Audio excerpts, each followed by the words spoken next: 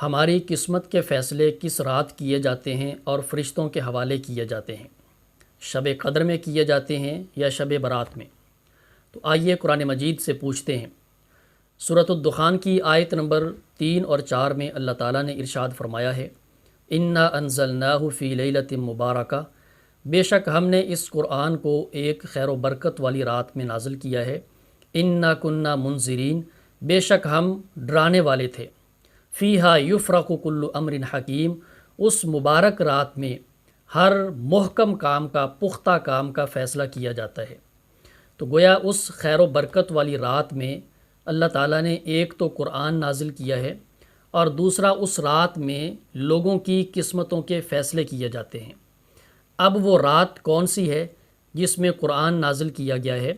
اس کا جواب بھی قرآن مجید نے خود دیا ہے۔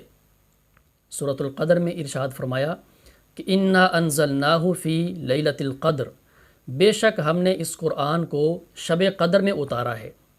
تو گویا قرآن مجید کا نزول شب قدر میں ہوا ہے، شب برات میں نہیں، اور اس رات ہر پختہ کام کا، محکم کام کا فیصلہ کیا جاتا ہے۔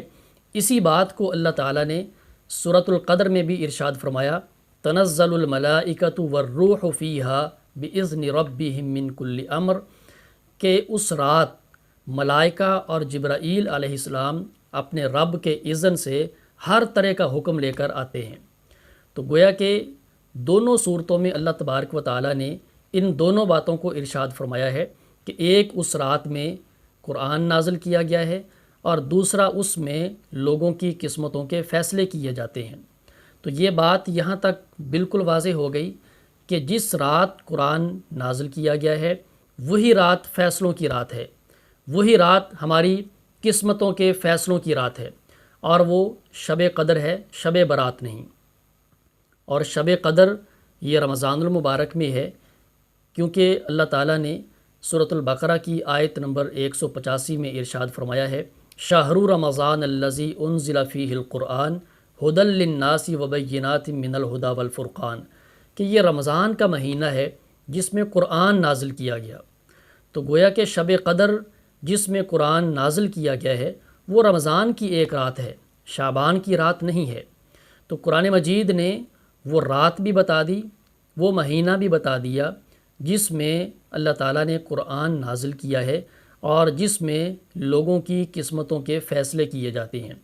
لہٰذا اگر کسی کو یہ شبہ لاحق ہوا ہے اور یہ مغالطہ ہوا ہے سورۃ الدخان کی ان آیات سے کہ اس سے مراد شعبان کی 15ویں رات ہے یا شب برات ہے، تو اس رائے کی، اس فتوے کی یا اس کے قول کی کوئی حیثیت نہیں ہے، کیونکہ قرآن پاک نے دو ٹوک انداز میں اور بڑی صراحت کے ساتھ ساری باتوں کو کلیئر کر دیا ہے۔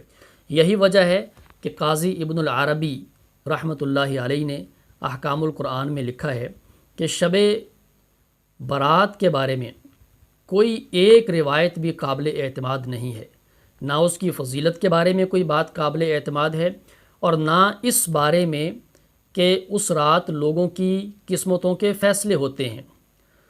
تو لہٰذا لوگوں کی باتوں کی طرف توجہ نہیں کرنی چاہیے، بلکہ جو بات قرآن پاک نے کہی ہے اس کو ماننا چاہیے اور اس کے مطابق اپنے عقیدہ و عمل کی بنیاد